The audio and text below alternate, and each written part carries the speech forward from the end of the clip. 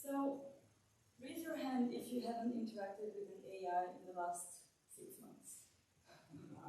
Oh, wow. Raise your hand if you haven't heard about AI in the last 6 months. Okay. So, just yesterday, there were at least 5 talks that mentioned AI, and AI is pervading our lives. In the conference proceedings, the overview has a really nice essay about AI and the precision of vocabulary. Do read it. And basically, we believe that the key to successful coexistence with artificial intelligence is education. Whether you're super excited about AI or super scared, you do need to understand how it works so that you can, evaluate, you can assess the risks that are associated with AI. So what are the challenges in AI education? First, well, there's a very rapid development of AI, and all the AI experts agree, which is quite a miracle, I suppose, that experts agree on something. And so they agree that they're all surprised at how fast progress has been made in this field. So this progress is definitely not reflected in the development of AI literacy in people or at school. The second challenge we face is that our target audience is high school students. So AI is notoriously difficult to understand. Like the technical details are really out there. And how to explain AI to high school students? They're not computer science experts nor maths experts. By the way, this game, there's nothing specific about high school in it. We aim at high school students, but you can definitely play it. It's really for everyone. And finally, there's a need for teacher training. So experts of AI among teachers of computer science in high schools, the number is growing really each year, but it still remains relatively low. So even teachers need training about AI before they can talk about AI to their students. So we started basically by our very first starting point was, what are the learning outcomes? The questions we asked were, what do high school students need to know about AI? What are the must-knows? What is it? So we thought that the very first and main thing we need to know is how AI works, or how AI may not work, because it does not always work, and that is an important message. So that is related to one of the shortcomings of AI, which is data bias. Another relevant learning outcome we identified was the societal bias. And this is something you hear about a lot in the media. It's covered by the press. So basically, the third one was filter bubbles. Why filter bubbles? Is because AI encapsulates our students in filter bubbles. So the idea is to show them how they can form and why is it important to know that they exist. So if you're not familiar with these terms, I really suggest you should play the game. One thing I want to insist on is that we do not want to just get a basic understanding of the phenomenon. We want to go beyond the what. We want to go to how they arise. So we want students to know what mechanisms create these biases, create these filter bubbles. And why is that? I truly believe that it is this kind of deeper understanding that allows to have well-argued discussions and that empowers people. It's difficult to discuss about something you don't understand. So the inspiration for our game comes from this game, The Wisdom and the Madness of Crowds, by Nikki Case. So by playing this game, we had like an eureka moment, and it's a beautiful game. So if you don't know it, I highly recommend you playing it. So our game is online, so that it can be played in computer science classrooms that have the internet, and it lasts about 20 minutes. We also subdivided the game in 4 chapters, so that each chapter can be played as a shorter session, as a warm-up, as an engaging warm-up to a lesson. So what's the gameplay? Basically, we put you in the shoes of an AI algorithm. So for about 20 minutes, You are the algorithms, and you need to make decisions. In pedagogy, we have the ZPD, which is the Zone of Proximal Development in students. It just means that you need to be somewhere where the students are able to learn something with some guidance. And so we had to simplify the concepts of AI to enable learning. It basically means that our pedagogical approach consisted of just simplifying AI. So what is AI? How does it work? AI captures the statistical structure in data. In its simplest of forms, capturing the statistical structure of data just amounts to counting. So in this game, we ask you to count and to make decisions. And through a very carefully designed scenario, we make you make errors so that you experience the data bias. In another chapter, we introduce plant-loving clouds. And through this scenario, we make the players take racist or sexist decisions. And this helps you to realize where the bias comes from. Why are all these algorithms biased, sexist and racist, and the press is full of them?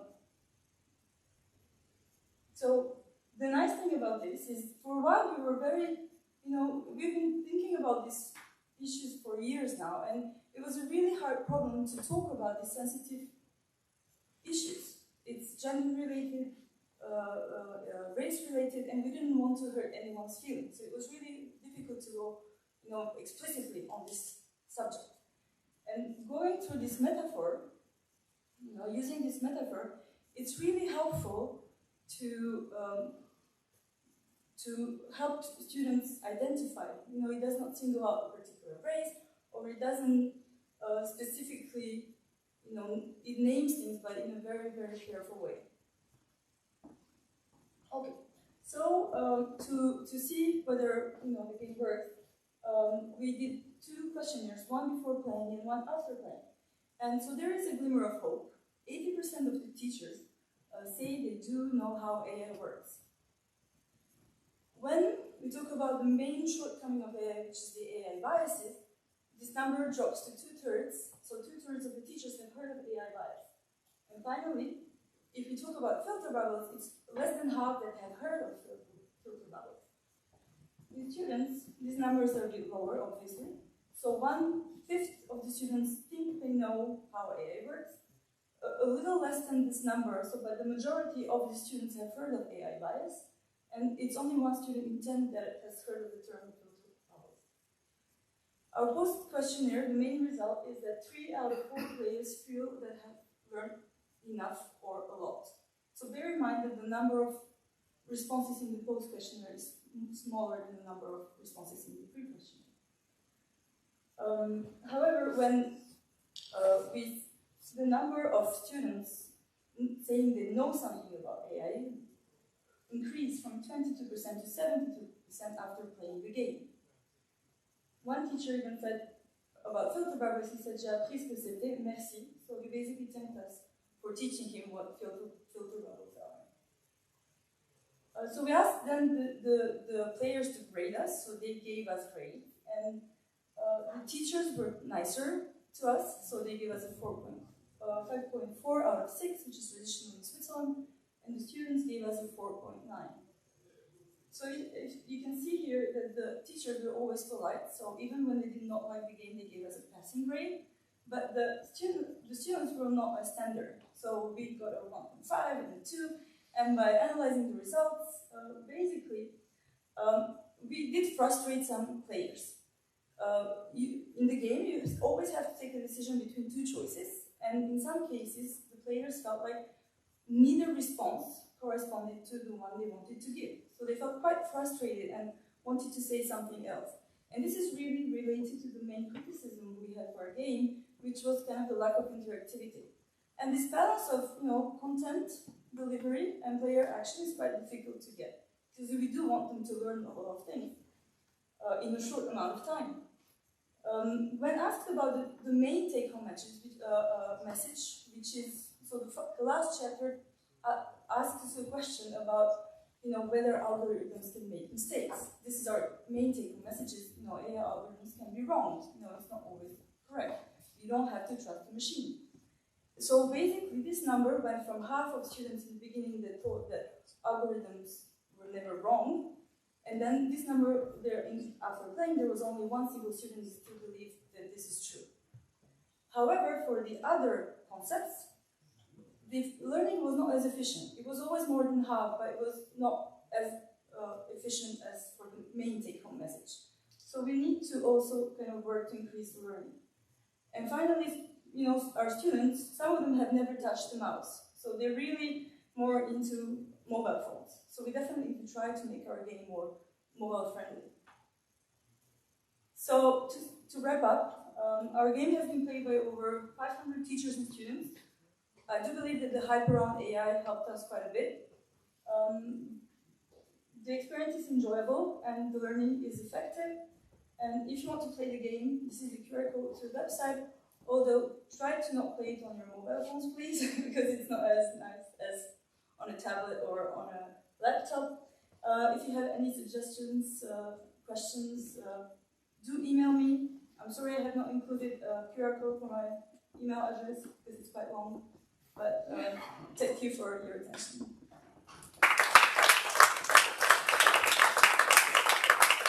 Thank you, Bilijana, for this very nice and rich presentation. We open now the session for some questions. There is one.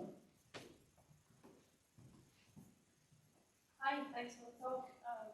I was wondering how you intend to tackle this issue with neither option being satisfying to the students. It's a difficult question because the interface is quite small, so it's really hard to have. So maybe have something like. So some students were basically like, I don't want to. Why do people need to be subdivided in women and men? It's difficult because we have a population that is that has some percentage of gender fluid people. And at one point, maybe there should be some kind of disclaimer or something like saying, we do understand, this is very simplifiable. We are aware that this is not exactly what you would expect, but for the purpose of the game, maybe just try to be understandable. Like, just to make them aware that we understand it's not on purpose and it's not because we don't care, might kind of ease up the frustration. I hope. Thank you. Any further questions? I have one. Which of the biases that has been maybe where the students progressed most in identification, in knowing those biases, racism, sexism? So it kind of feels like there were some population students for whom it worked better than for others because the numbers are quite similar. So it's more like some were willing to learn, so they kind of got it all, and then the other ones were less willing to learn, so they kind of not got it all. So it's very similar numbers across like all the other, it's around 60% in all the other concepts. What are the biases that you implemented or you showed or you tried to teach? It's really the data and the societal one. Yeah, we identified those as the largest shortcomings of AI. Socially, you have racism, sexism, and any further biases? No, it's really we talk about one is a racist algorithm and a sexist one, and then another one which is both. Okay, great. Yeah. But no, we did not. Obviously, you can go on different. You can extend it. Yeah, for sure. But it's very sensitive. It's difficult. It was difficult for us to approach this subject. It's critical, yeah. Yeah, it is.